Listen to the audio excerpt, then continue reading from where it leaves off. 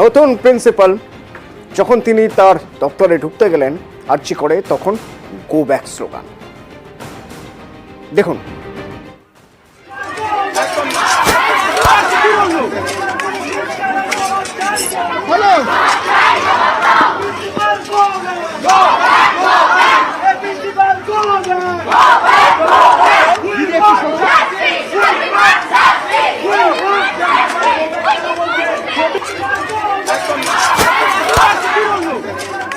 এবং তারপর ঘেরাও এবং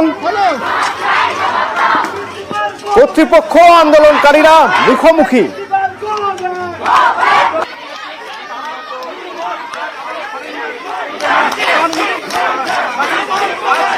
এখান থেকে রয়েছেন আমার প্রতিনিধি অর্ণব। অর্ণবের সঙ্গে সরাসরি একবার কথা বলবো। অর্ণব, আজ দেখা গেল কর্তৃপক্ষ এবং আন্দোলনকারীরা মুখোমুখি, যা অত্যন্ত সদর্থক একটা ছবি। কি হলো, কি কথা বললেন?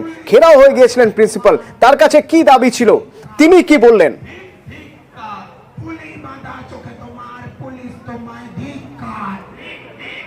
একেবারে সেই তথ্য তোমায় দেবো, এবং এই তথ্য দিতে দিতে সর্বশেষ এই মুহূর্তে আরজি কর হাসপাতালের ছবিটা তোমায় দেখাতে চাইবো। তথ্য হলো এই, গভর্নর আসেন, গভর্নর এমআরআই রুম, অর্থাৎ বাঁদিকে যে ইমার্জেন্সি বিল্ডিং রয়েছে সেই বিল্ডিংয়ের গতকাল রাতে যে রুমটা একমাত্র অক্ষত ছিল গ্রাউন্ড ফ্লোরে, সেই এমআরআই রুমের মধ্যে প্রিন্সিপাল এবং গভর্নরের মধ্যে এই পুরো বিষয় নিয়ে আলোচনা হয়। সেই সময় নার্সরা সেই সময় থেকে গভর্নর এবং প্রিন্সিপাল তাদেরকে দেখিয়ে তাদের অবস্থান বিক্ষোভ করছিলেন, এবং তখন থেকে তাদের ডিমান্ড ছিল যে লিখিত প্রতিশ্রুতি, গতকাল রাত পর্যন্ত যে নিরাপত্তার বন্দোবস্ত এই হাসপাতালে ছিল সেই নিরাপত্তার বন্দোবস্ত যে ঠুনকো, সেটা তাদের অভিযোগ। কারণ পুলিশ এবং সুরক্ষাকর্মী থাকার পরও তা যেভাবে হাসপাতাল ভাঙচুর হয়েছে, তাদেরকে পাহারা দিতে হয়েছে পুলিশকে। এই ঘটনার পরিস্থিতির বদল করতে হবে এই দাবিতে, এবং লিখিত প্রতিশ্রুতি দিতে হবে, সুনিশ্চিত করতে হবে সুরক্ষা এবং নিরাপত্তা হাসপাতালের সমস্ত কর্মী, সেটা এমবিবিএস পড়েও হতে পারে, সেটা জুনিয়র ডাক্তার হতে পারে, সেটা নার্স হতে পারে, বা অন্য চতুর্থ শ্রেণী কর্মচারী হতে পারে। এই রকম জায়গায় যখন গভর্নর বেরিয়ে যান, সেই সময় প্রিন্সিপালকে তার যে কার্যালয় থাকে ঢোকা থেকে বিরত করেন। প্রায় 40 মিনিট ধরে প্ল্যাটিনাম জুবিলি ভবন, অর্থাৎ 75 বছর যে বিল্ডিং রয়েছে প্ল্যাটিনাম জুবিলি ভবনের বাইরে আটকে থাকেন প্রিন্সিপাল। তাদের একগুচ্ছ দাবি আন্দোলনরতদের তারা জানাতে থাকে, এবং কিছুটা সময় চান, ঘণ্টাখানেক। সেই সময় 4টের পর থেকে প্রিন্সিপালকে তার যে কার্যালয় সেখানে ঢুকতে দেওয়া হয়েছে, এবং তার বাইরে আন্দোলনরত পড়ুয়াদের একটা বড় অংশের জমায়েত রয়েছে, আর বাকি অংশের জমায়েত রয়েছে আমি যেখানে রয়েছি মূল গেট আরজি কর হাসপাতালের সেই গেটে। এবং এখানেই নিরাপত্তার কি বন্দোবস্ত করা হলো, প্রিন্সিপাল জানিয়েছিলেন 150 জন নিরাপত্তা রক্ষী বাড়ানো হচ্ছে। যে থার্ড পার্টি ভেন্ডার, অর্থাৎ যে সুরক্ষা এজেন্সি নিরাপত্তার দায়িত্বে রয়েছে, তাদের কাছে অতিরিক্ত 150 জন সুরক্ষাকর্মী চাওয়া হয়েছে, কিন্তু সেটা পর্যাপ্ত নয়। কেন্দ্রীয় বাহিনী দাবি করছেন আন্দোলনরতদের একাংশ। এবং গতকাল রাতের যে ঘটনা, হাসপাতাল ভাঙচুর দুষ্কৃতীরা এসে ঘটিয়ে গেল, সেই ঘটনায় কেন হাসপাতাল কর্তৃপক্ষ এখনো পর্যন্ত এফআইআর রুজু করলো না, এই রকম দাবি নিয়েই ভিতরে প্রিন্সিপাল, বাইরে আন্দোলনরতরা। আর একটা অংশ রয়েছে আমি যেখানে রয়েছি মূল গেটে, এই রকম অবস্থায় রয়েছে, কিন্তু এখনো পর্যন্ত ফলপ্রসূ কোনো বৈঠক হয়নি।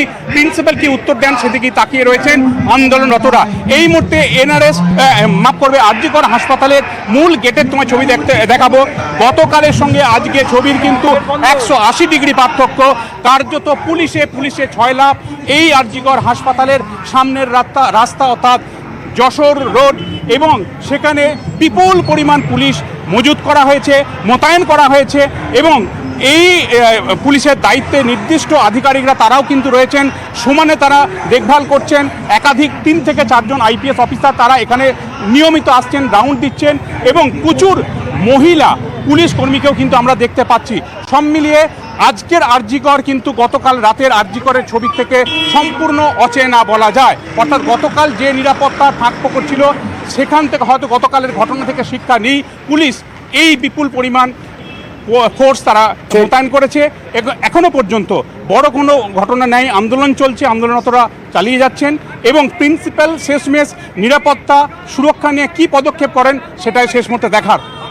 ঠিকই অনুভব, অর্থাৎ গতকাল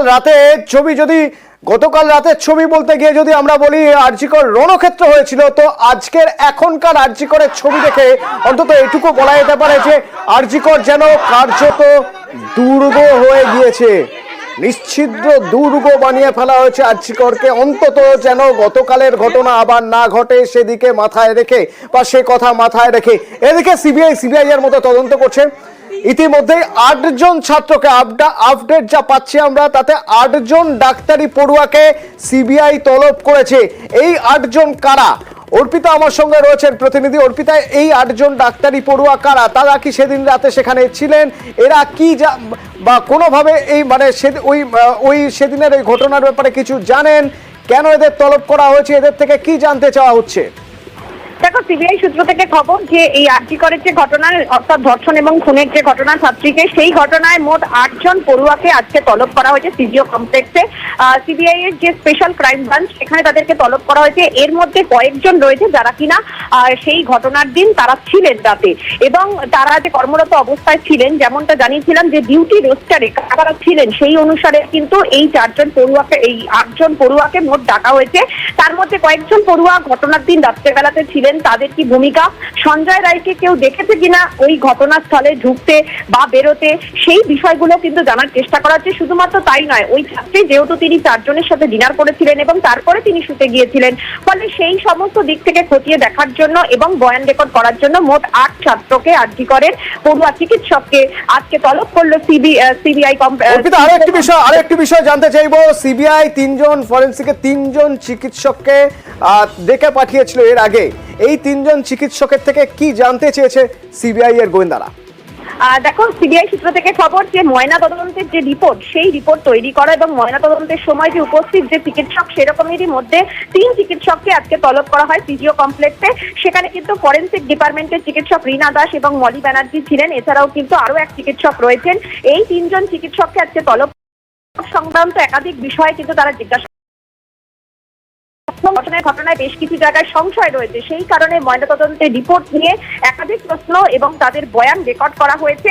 এদের মধ্যে রীনা দাস এবং আরেকজন যে চিকিৎসক যিনি রয়েছেন, সেই 2 চিকিৎসক হচ্ছে আরজিকরের ডাক্তার, এবং এই 3 চিকিৎসক মিলেই কিন্তু এই ময়নাতদন্তের যে রিপোর্ট, সেই রিপোর্ট তারা তৈরিতে সাহায্য করেছিলেন এবং ময়নাতদন্ত যখন হয় সেই সময় তারা উপস্থিত ছিলেন। সেই কারণে তাদের বয়ান অত্যন্ত গুরুত্বপূর্ণ বলে মনে করছে সিবিআই, তাই তাদেরকে আজকে তলব করা হয়েছিল।